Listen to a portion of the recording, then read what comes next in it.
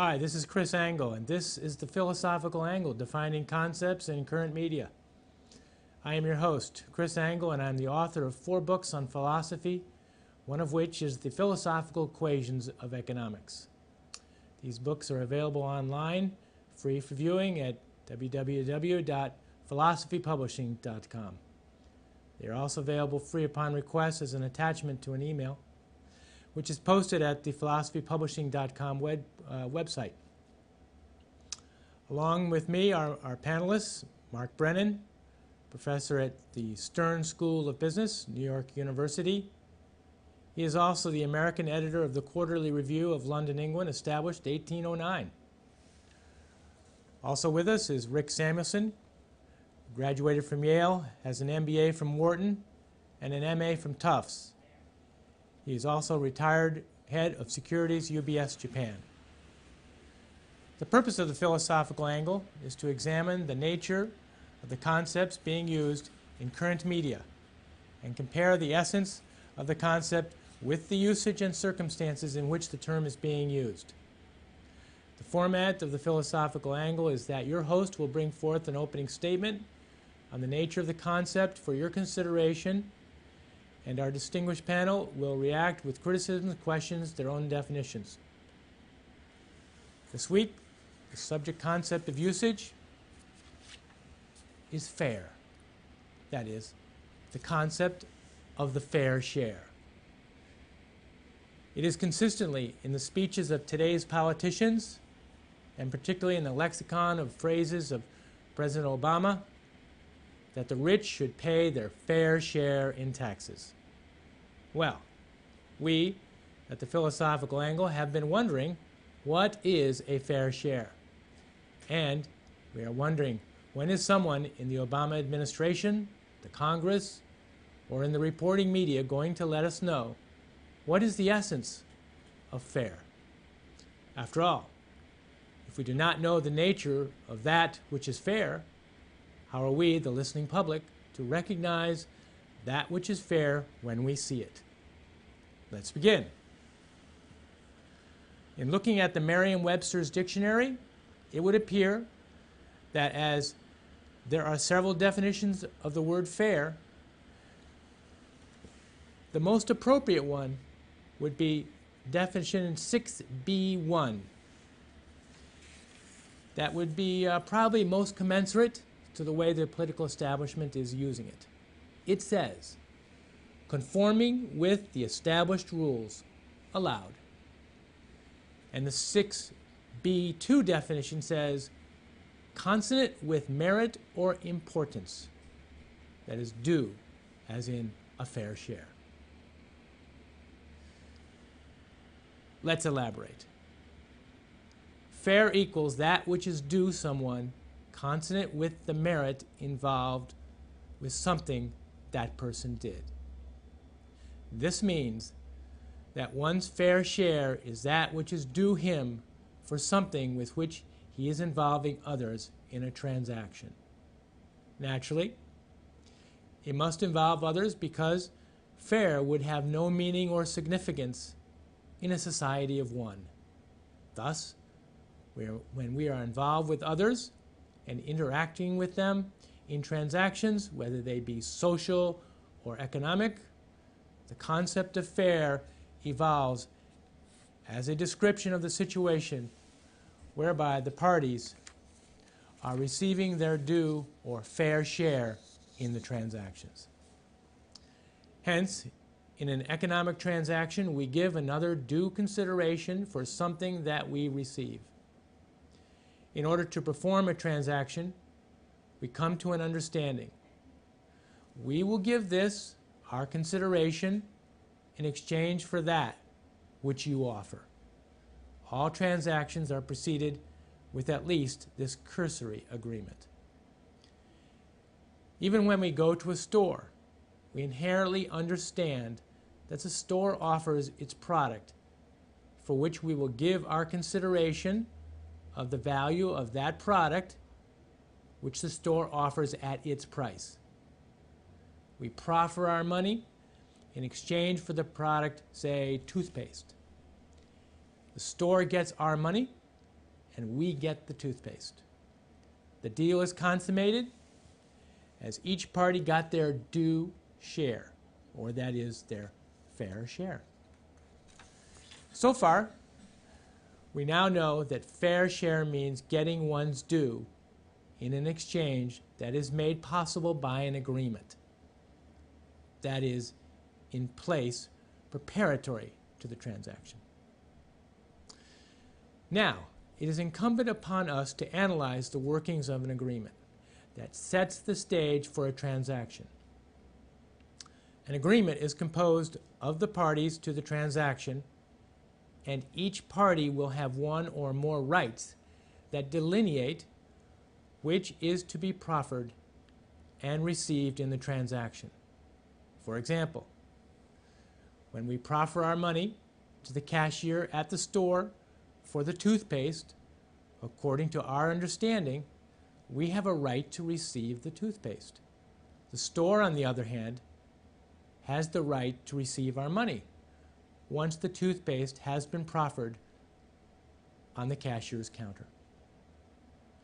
The agreement's purpose is to delineate the rights of the parties to the proposed transaction. Therefore, rights only exist inside agreements. Now I can hear your thoughts.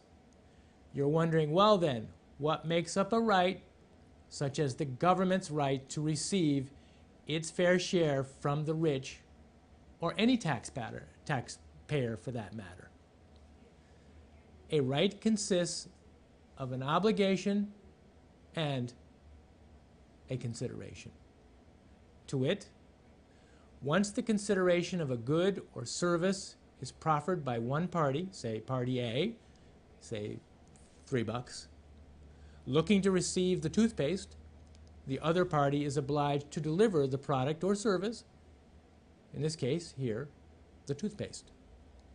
Meanwhile, the other party, party B, who receives the consideration, say $3 again, now has the obligation to deliver the product, say the toothpaste, which is their consideration for the $3.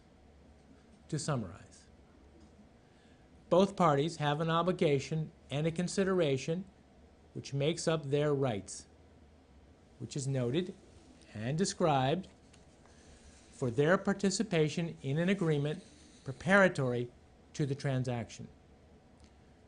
The fulfillment of this process, as noted by the agreement, will be the concept of fair.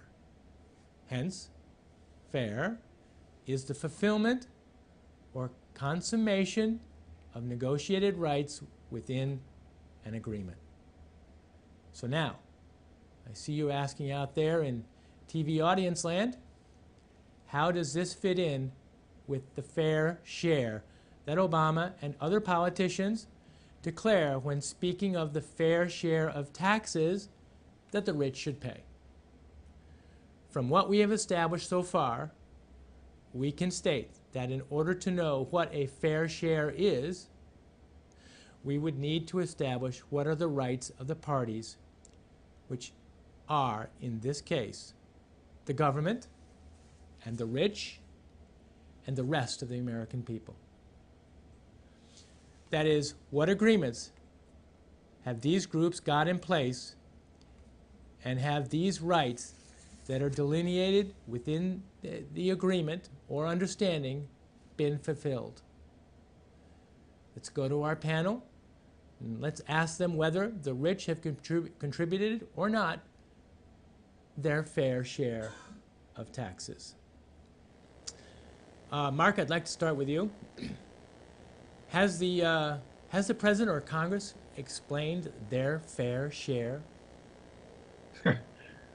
Well, Chris, I don't think we'd be having this discussion as to whether the rich would ask, which I would ask you to define. But I don't think we'd be having this discussion if the government didn't reach so far beyond its constitutional limits and spend so much more money than it's been allowed to by the people through the founding documents.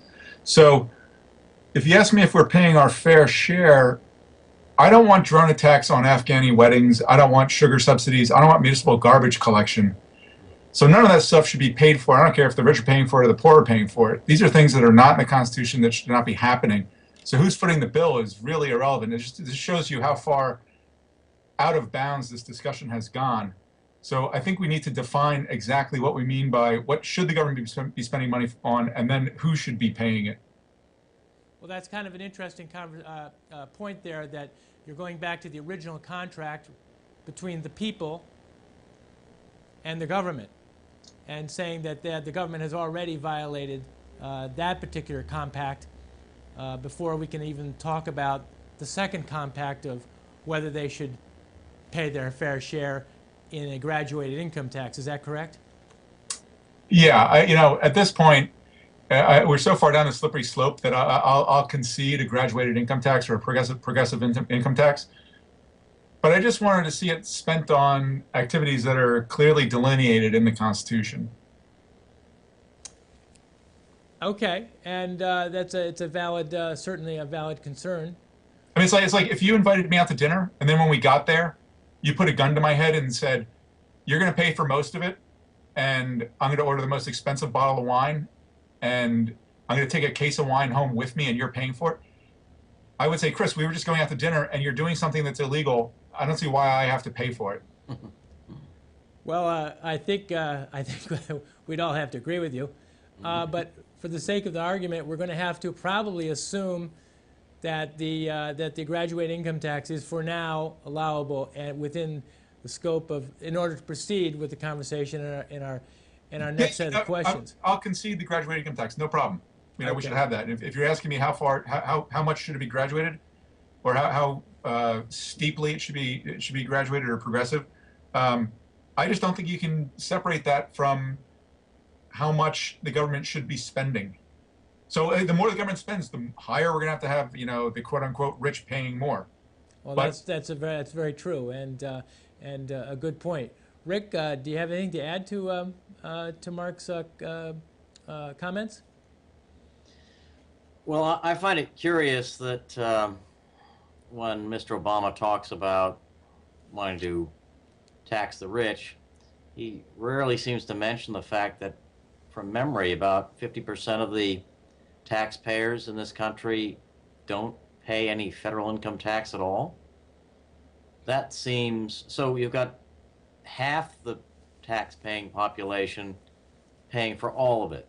So that alone seems inequitable. And even though there are obviously deductions and we have a complicated tax regime and all that, that could be fixed with a flatter tax rate, as things currently stand, to say that everyone is paying their fair share seems like a gross overstatement in that context.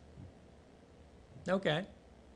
So how would we go about, I mean, let's suppose that we were politicians, or even suppose that we were the President of the United States.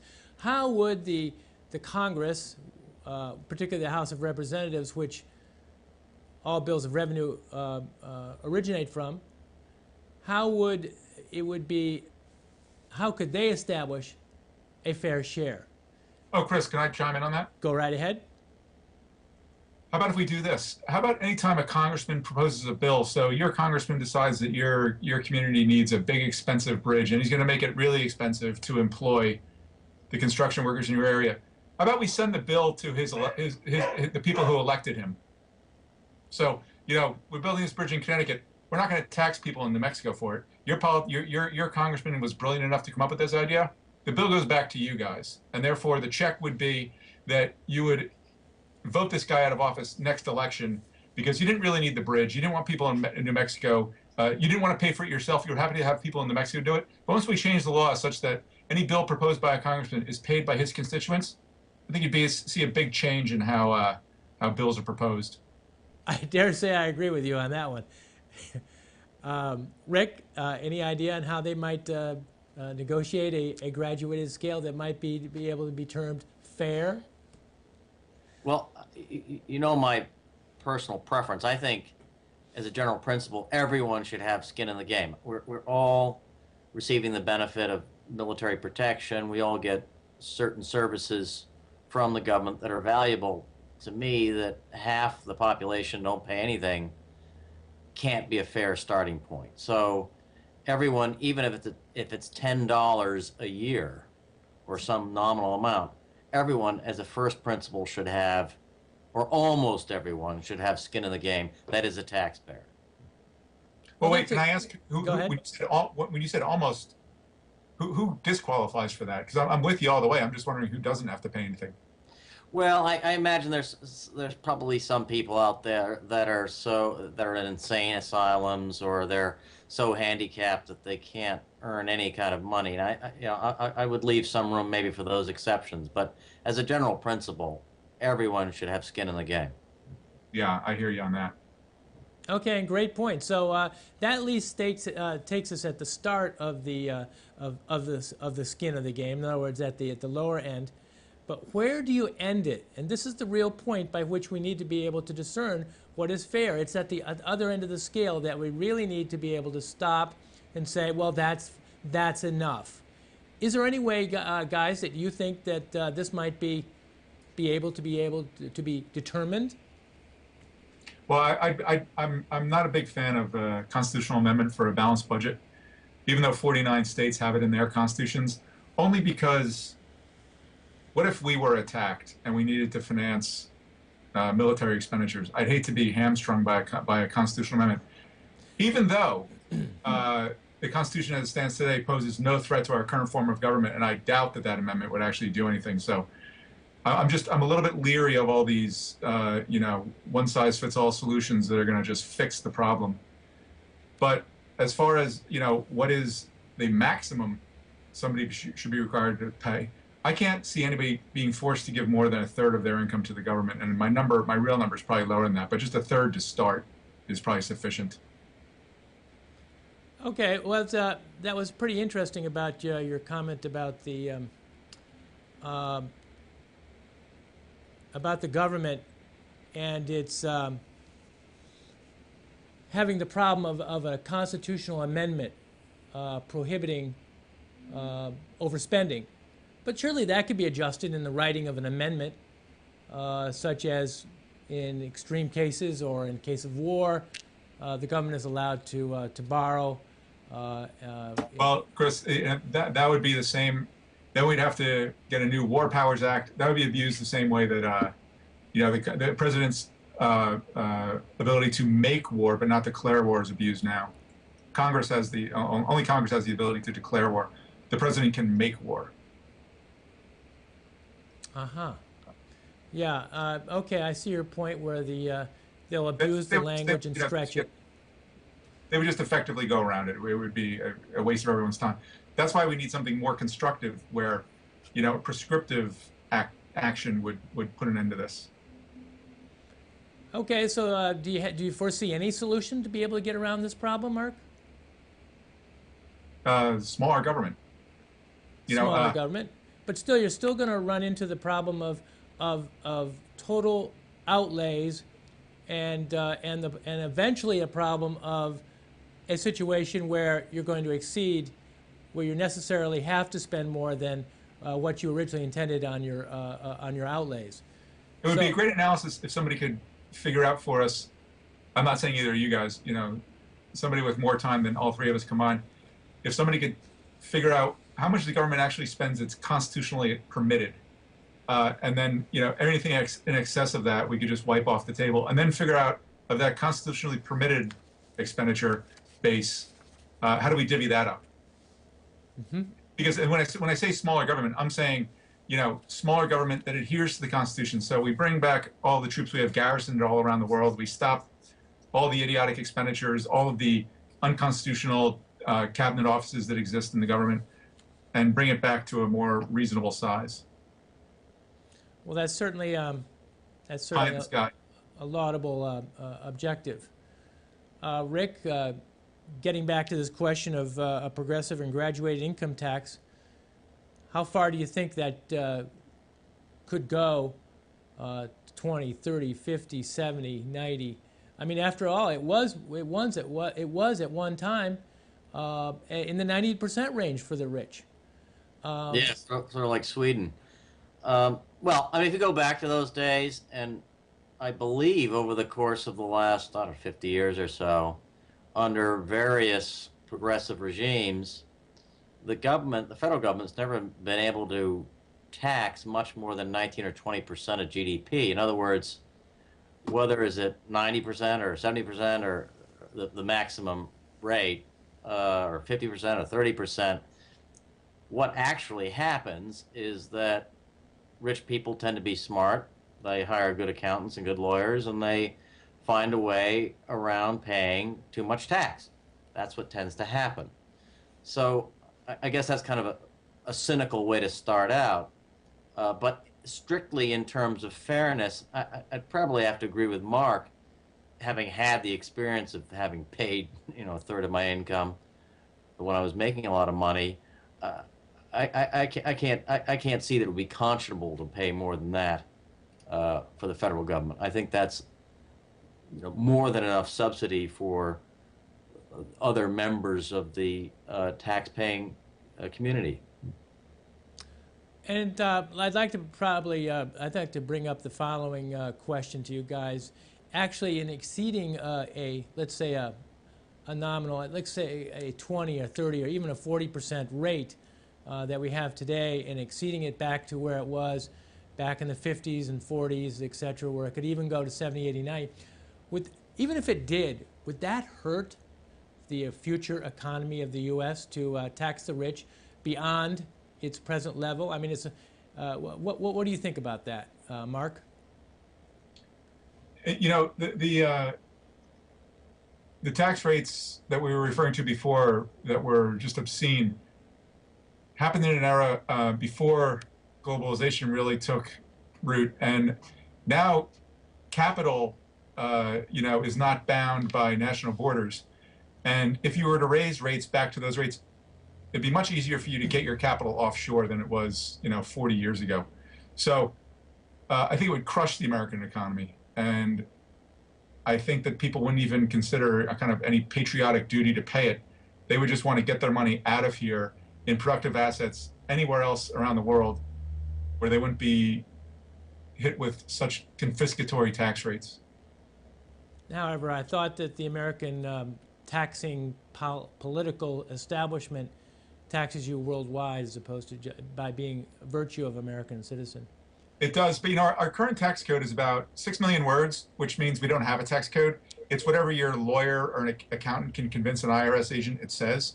So effectively right now there is no tax code. It's what you make of it.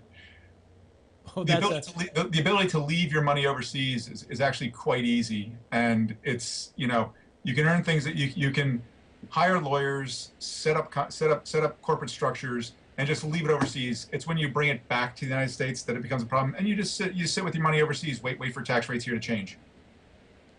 Rick, what do you think about the rate of taxation exceeding the 30 or 40% rate? Would that be detrimental to the economy of the U.S.? Well, I think a lot of us would take a tip from Sir John Templeton and simply change citizenship. And, Britain, for example, would be recolonized by America because they don't tax worldwide. And so if you live outside of Britain, you don't pay any British income tax. And that's just one of many countries that actually does that. The United States is kind of an odd man out in that respect. The only problem with that is that in the late 90s, Monica Lewinsky's boyfriend got very upset when Durrance from Campbell Soup moved to Ireland and claimed he was a poet because of a 5% estate tax. So now if you decide to give up your U.S. citizenship, you must pay your estate tax before you depart. It's like when you go to Jamaica and you're leaving in Jamaica, they hit you up for like a $20 airport tax, which is so obnoxious. And this takes that to an unprecedented degree. Okay, and so I would like to actually ask you now, should the government have the right at all to be able to vote the percentage of taxation at any level, since and that is to whether take the progressive code and change it on a basis of law as opposed to a basis of an amendment to a constitution? Chris, why do you even ask that? Because it's presently in the media where the constitutional amendment process is starting to seep back in for a balanced budget, and it's possible that this could be forefront in the conversations in the next year. If But I you're mean, going to, if you're going to open up the process of an amendment, it would be great to discuss the verbiage that goes into it. sure, but in the meantime, you know, Congress legislates the laws, and the tax code is part of the law. Right. Okay. And And by the way, how long did we argue? I was a little bit too young, but how long did we argue about the Equal Rights Amendment? These things take forever to get through. I just remember, I think my entire childhood was consumed with watching the Brady Bunch and hearing about the Equal Rights Amendment. It was years and years and years. right, right. Yeah, that's right. The process is a long one, but it's a deliberative body, so it often takes a long time. So I would like to proceed here and ask another question. Would it be fair to the society known as Americans, should it be found to be detrimental to raise taxes on the rich to very high levels? Perhaps there is an argument that should taxes be raised to a very high level, Americans would not receive their standard of living to which they are accustomed. In such a case, the government would receive more of its fair share from the rich, but in return, the American public would not receive its fair share of prosperity from its taxes, as the taxes would be detrimental to economic growth. And so our ultimate question is, at what point do these taxes harm Americans? And is it an important question? Because at this point, it certainly would be no longer fair, as there is no longer a valid quid pro quo. Any final comments, guys? Go ahead, I Rick. believe. Well, Go ahead. look, I think there is bipartisan support for yet again revamping the tax code, making it flatter, making it simpler, including a bit more of that 50% that don't pay any federal income tax. And I think that would take care of a lot of the issue, frankly. I don't think there's anything to be gained by raising tax rates for all the reasons that Mark and I have mentioned. You know, smart people will find a way around it with the current tax code. So that's, you know, that's a useless exercise, actually. But more to the point, from an investor's perspective, okay, what people need who are making business decisions, whether it's taking on a job, taking a certain kind of job on, or building a business, they need consistency and visibility. So we need a regime that we know is going to be in place for the next 10 or 20 years and is simple to use. Well, I think we agree, and that's about all the time we have for now. And I want to thank you guys for being with us.